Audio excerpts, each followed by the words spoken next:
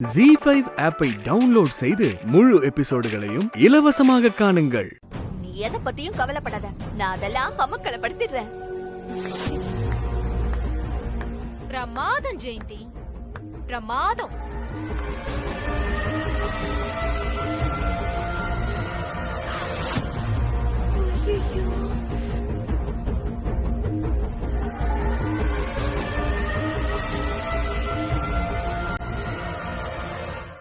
அக்கா, நான் அப்பவே கவனிச்சேன். சூர்யா கோயில்ல வேலை செய்யறவங்க கிட்ட பேசுறேன்னு சொன்னப்போ உங்க 3 பேர் முகமும் மாறிடுச்சு. 3 பேரும் தில்லு முள்ளு வேலை பண்ணிக்கிட்டு சூர்யா கிட்ட சமதாவை கெட்ட பேர் வாங்கி கொடுத்திருக்கீங்க. உங்களை நான் இப்படியே விட போறது இல்ல. இத நான் உடனே சூர்யா கிட்ட சொல்ல போறேன். அக்கா,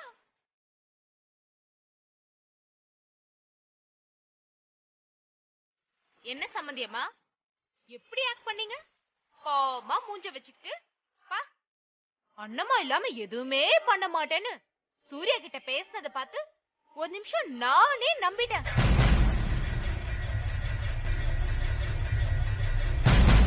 என்ன ஜெயந்தி, நீயும் இவங்க கூட சேர்ந்துட்டல்ல? அது நம்ம சூர்யாவுக்கு எப்படியாவது கல்யாணம் நடக்கணும்னு தான் இப்படி எல்லாம் பண்ணேன். ப்ளீஸ்க்கா, சூர்யா கிட்ட எதுவும் சொல்லிடாதீங்கக்கா. Aunty aunty please aunty, Surya கிட்ட மட்டும் சொல்லிடாதீங்க ப்ளீஸ் ஆண்டி. சம்பந்தி ப்ளீஸ் சம்பந்தி, யார்கிட்ட சொல்லிடாதீங்க சம்பந்தி. வேண்டாம், சூர்யா கிட்ட சொல்லிடாதீங்க.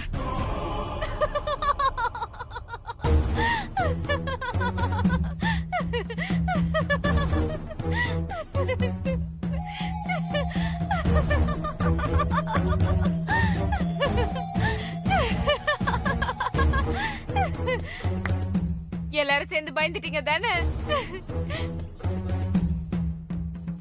சொல்றதா இருந்தா நான் ஏன் உங்ககிட்ட எல்லாம் வந்து பேச போறேன்? நேரா சூர்யாவை பார்த்து சொல்லிட்டு போயிட்டே இருந்திருப்பேன். அதனால எனக்கு என்ன யூஸ்? என்கிட்ட இந்த சின்ன நெக்லஸ் மட்டும் தான் என் கழுத்துல இருக்கு. ஐயோ அக்கா, ஏன் இப்படி வெறும் கழுத்தோட இருக்கீங்க? இதோ இந்த நெக்லஸ் போட்டுக்கிறீங்களா? சமந்தி சமந்தி, இந்தாங்க, இது அமெரிக்கால வாங்குனது, இது வச்சுக்கோங்க. ஆண்டி, நான் உங்க பையனுக்கு சமந்தாவை கல்யாணம் பண்ணி வச்சிருக்கேன். சூப்பர் சாமானியா, நீ தான் பாயிண்ட புடிச்ச. எனக்கு இதுதாம்மா தேவை. இந்த நகையெல்லாம் தேவையே இல்ல. நல்லா யோசிச்சு பாருங்க. நான் சூர்யா கிட்ட சொன்னா இந்த கல்யாணம் நிக்கும். அதுக்கப்புறம் சூர்யா மறுபடியும் சமந்தா பின்னாடி சுத்த ஆரம்பிச்சிருவான். அப்புறம் அவளே நினைச்சு உருகிட்டு இருக்க என் பையனோட நிலைமை என்ன ஆகுறது? ஐயோ, நினைச்சே பார்க்க முடியல என்னால. உங்க 2 பேரோட கல்யாணம் நடந்தாதான் என் பையனோட கல்யாணம் நடக்கும். அதனாலதான் சூர்யா சாம திட்டும் போது கூட நான் அமைதியா இருந்துட்டேன். இல்லனா கண்டிப்பா ஏதாவது பேசியிருப்பேன். சூப்பர் ஆண்டி, அப்ப நீங்களும் நம்ம சைடா? ஆமா, இதுல என்ன சந்தேகம் உனக்கு? இந்த பிளான நான் யார்கிட்டயும் சொல்ல மாட்டேன். உங்க கல்யாணம் நல்லபடியா முடிஞ்சதுக்கு அப்புறம் அதே மாதிரி என் பையன் கல்யாணம். கவலைப்படாதீங்க ஆண்டி, அதுக்கு நான் கேரண்டி. சரி, அப்ப நான் வரேன். அக்கா, அதான் நாமெல்லாம் ஒரே கூட்டணி ஆயிட்டோம்ல, அந்த நெக்லஸ் முதத்தெல்லாம் கொடுத்துட்டு போலாமே. குடுக்கலாம் தான், ஆனா உங்களை விட இது எல்லாமே எனக்கு தான் நல்லா இருக்கும். என்ன சொல்ற ஜெயந்தி? ஆமா ஆமா, உங்களுக்கு தான் நல்லா இருக்கும், வச்சுக்கோங்க. சம்மதியம்மா. நீங்க வச்சுக்கோங்க வச்சுக்கோங்க.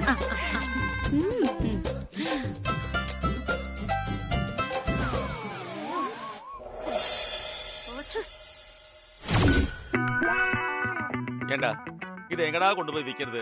கூவி கூவி வித்து கொடு. கூவி கூவி விக்கிறதுக்கு இது என்ன மீனா இல்ல காய்கறியா? இதெல்லாம் ஏசி ஷோரூம்ல வச்சு விக்க வேண்டியதுடா. அதெல்லாம் எனக்கு தெரியாது. இப்ப நீ வித்து பணத்தை கொடுக்கறியா இல்ல அண்ணனுக்கு போன் பண்ணுமா? நான் உன அண்ணனுக்கு போன் பண்றேங்கற, அவசரப்படாத, இரு முயற்சி பண்றேன். அது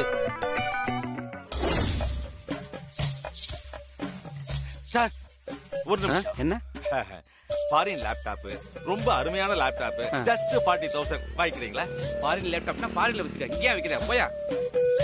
ஏண்டா லேப்டாப் வேணும் வேணான்னு சொல்லுங்கடா, அதை விட்டு ஏண்டா விளக்கம் சொல்றீங்க? முட்டா பயலுங்க. டேய், எவனும் வாங்க மாட்டேங்கிறான்டா. உனக்கு நேக்கா பேசி விக்க தெரியல. நீ வேணும்னா நேக்கா பேசி வித்துறிய. அண்ணனுக்கு போன் போடவா? வேண்டாம் வேண்டாம், ஒரு சின்ன சபலம், அதுக்காக இப்படி வீதி வீதியா அலையணுமா? ஆண்டவா!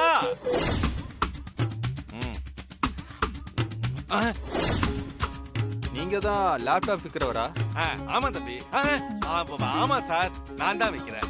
ஃபாரின் லேப்டாப், அருமையான லேப்டாப், 40,000 ரூபாய் தான் விலை. இந்தாங்க பாருங்க.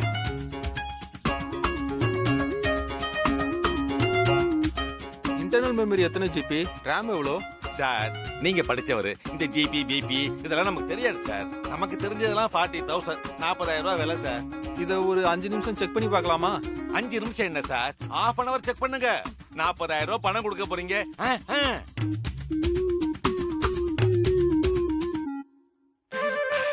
பாத்தியாடா, எப்படியோ லேப்டாப் விக்கிறதுக்கு ஏற்பாடு பண்ணிட்ட. பணம் வந்துச்சு, முதல்ல ஓ மூஞ்சில தூக்கி எரிஞ்சு. அதெல்லாம் அப்புறம். யோ, லேப்டாப் எடுத்து ஓடுறேன். ஓடுறான்னு சொல்லிட்டு நிக்கிறியாடா? போய் புட்றா. சீக்கிரம் ஓடிவேயா. ஐயோ, இந்த வயசான காலத்துல என்னால எப்படா ஓட முடியும்? ஏய், நில்லுடா. ஓடாத. ஏய். ஏய். நில்லுடா.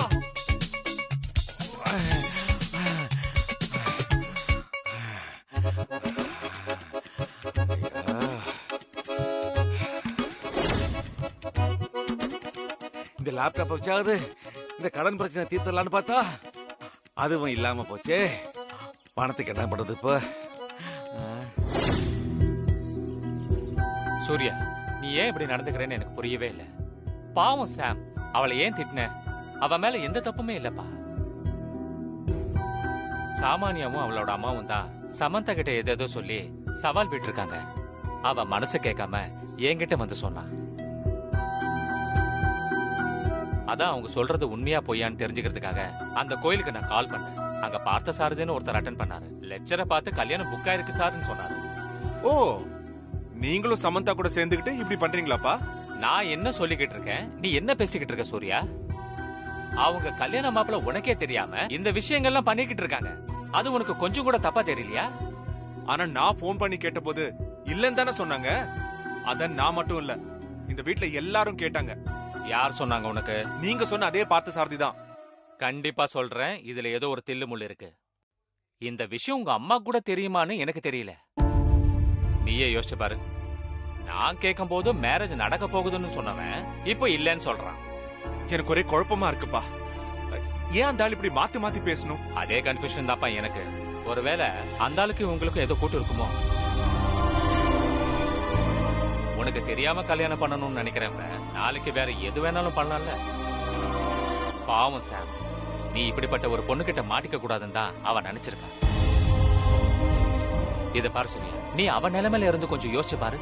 உன்னை அவ எவ்வளவு விரும்பினா, உனக்காக அவ எவ்வளவு பண்ணிருக்கா. சரி, அதை விடு. நம்ம குடும்பத்துக்காக அவ எவ்வளவு விஷயங்கள் பண்ணிருக்கா. அவ ரொம்ப நல்ல பொண்ணுப்பா. உங்க அம்மா சொன்ன ஒரே ஒரு காரணத்துக்காக உன்னை விட்டு விலகிருக்கா. ஆனா அந்த சாமானியா உன்னை மிரட்டிய காரியத்தை சாதிச்சுக்கிறா. இதை ஏற்கனவே உங்ககிட்ட அடிக்கடி சொல்லியிருக்கேன், அது உனக்கும் தெரியும். ஆனா நீ கொடுத்த வாக்க காப்பாத்துறதுக்காக இதெல்லாம் பண்ணிக்கிட்டு இருக்க.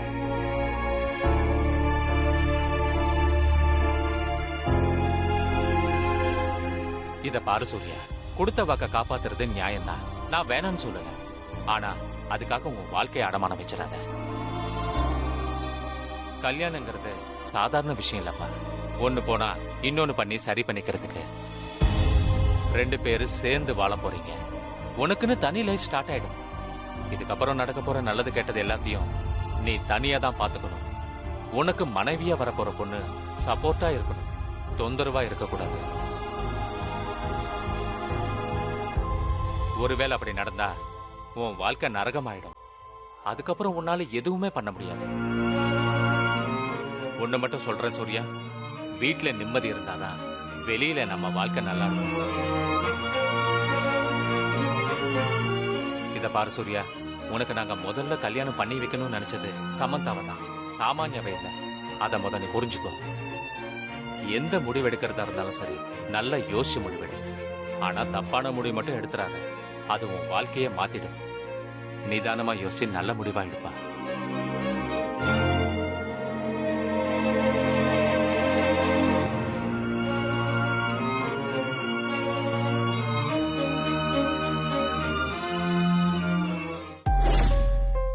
என்ன சிஸ்டர் இவ்வளவு விஷயம் நடந்திருக்கு, ஒரு வாரத்தை கூட சொல்லல.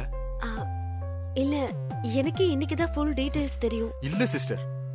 ஜீ5 ஆப்பை டவுன்லோட் செய்து அனைத்து எபிசோடுகளையும் இலவசமாக பாருங்க.